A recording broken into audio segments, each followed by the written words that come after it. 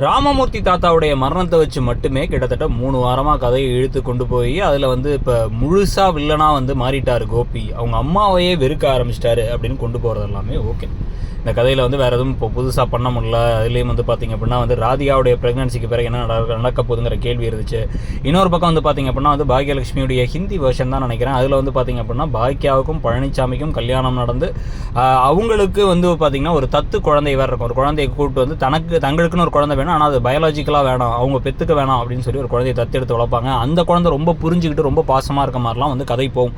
பல வருஷங்களுக்கு இந்த கதை இன்னும் போகிறதுக்கான கதைக்கான ஸ்கோப் இருக்குது. ஆனால் அந்தளவுக்கு வந்து இங்கே முடிவுகள்லாம் எடுப்பாங்களா அப்படிங்கிற கேள்வி ஒரு பக்கம். இன்னொரு பக்கம் இப்போ கோபியை வில்லனாக்கி கோபியை வச்சு மட்டுமே கதையை கொண்டு போகிறதில்ல. இப்போ வந்து பார்த்திங்க அப்படின்னா அவர் வந்து இங்கே நேராக அவங்க அப்பாவை எல்லாரும் முன்னாடி அவமானப்படுத்தி பேசி அப்பா வந்து சரியில்லைங்கிற மாதிரிலாம் பேசி அவர் நல்ல அப்பாவே இல்லைன்னு பேசினதெல்லாம் தேவையில்லாத ஆணி தான்.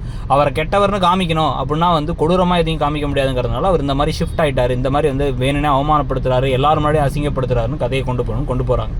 இதில் கண்டிப்பாக வந்து பார்த்திங்க அப்படின்னா வந்து இப்போ பாக்கியா எப்படி வந்து நீங்களே ஒரு நல்ல அப்பா கிடையாது, நீங்கள் என்ன அவரை நல்ல அப்பா இல்லைங்கிறீங்க அப்படின்னு பேசுறது ஒரு பக்கம்னா, இன்னொரு பக்கம் ஈஸ்வரி பலார்னு ஒன்று தான் பிள்ளையே வந்து விட்டு வெள்ளப்படா அயோக்கிய ராஸ்கல்னு சொல்ல போகிறாங்களாங்கிறது ஒரு பக்கம் இருக்குது. ஆனால் இதை தாண்டி இந்த கதை வந்து ரொம்ப நாளைக்கு கொண்டு போகணும் அப்படின்னு முடிவு பண்ணாங்கன்னா பெரிய சேஞ்ச் ஏதாச்சும் கொண்டு வந்தால் தான் உண்டு.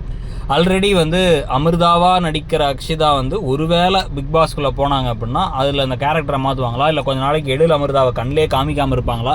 ஏன்னா இன்றைக்கே எழில் பேசினதெல்லாம் தாத்தா கூட அவ்வளோ தூரம் பாசமாக இருக்காரு, அவர் பேசினதெல்லாம் வந்து ஓட்டி விட்டாங்க ஒரு 2 செகண்டில். ஸோ அப்போ அதனால் என்ன நடக்க போகுது அப்படிங்கிற கேள்வி ஒரு பக்கம் இருக்குது. இன்னொரு பக்கம் வந்து பார்த்திங்கன்னா ஒருவேளை சீரியல் முடிய போகுதா பாக்யலட்சுமிக்கான கமெண்ட் செக்ஷனில் நிறைய பேர் வந்து இன்னும் சீரியலை முடிக்கிற மாதிரி இல்லையான்னு திருப்பி பேசுறதுனால சீரியலையே முடிக்க போகிறாங்களா அப்படிங்கிற கேள்வியும் வருது. அப்போ முடிக்க போகிறாங்க அப்படின்னா வந்து இப்போ கோபி இந்த மாதிரி ஏதாச்சும் ஒன்று செய்ய ராதிகா சப்போர்ட் பண்ணலான் இருக்க, கடைசியாக கோபி செய்கிற ஒரு கிரைமுக்காக கோபி ஜெயிலுக்குள்ளேயே போக ராதிகா இதுக்கப்புறம் எனக்கு இவர் தேவையே இல்லைன்னு முடிவு பண்ணி இவர் கடைசி வரைக்கும் அந்த பழைய மனைவி பழைய குடும்பம் தான் தொங்கிட்டு இருப்பாருன்னு சொல்லி அவங்களும் விட்டுட்டு போக அவர் ஜெயிலுக்குள்ளார இந்த குடும்பத்தில் வந்து பார்த்திங்க அப்படின்னா பாக்கியாவுக்குன்னு ஒரு கல்யாணத்தை பண்ணி வைக்கிறதோ இல்லை பாக்கியா வந்து பெருசாக சாதிச்சு அந்த ஹோட்டலுக்கு வரக்கூடிய பிரச்சனைகள்லாம் மீறி சாதிக்கிறதோட அந்த சீரியலை முடிக்க போகிறாங்களாங்கிறத பொறுத்து இருந்து பார்க்கணும். ஒருவேளை சீரியலை ரொம்ப நாள் கொண்டு போனால் ஓகேவா, அங்கே மாதிரி பல ஜென்ரேஷனுக்கு இன்னமும் இல்லை இதோட முடிச்சிடறது தான் பெட்டர்னு நினைக்கிறீங்களா அப்படிங்கிறத கமெண்ட் செக்ஷனில் சொல்லுங்கள். நீங்கள் இந்த சீரியல் என்ன எதிர்பார்க்குறீங்கிறதையும் சொல்லுங்கள். தேங்க்யூ.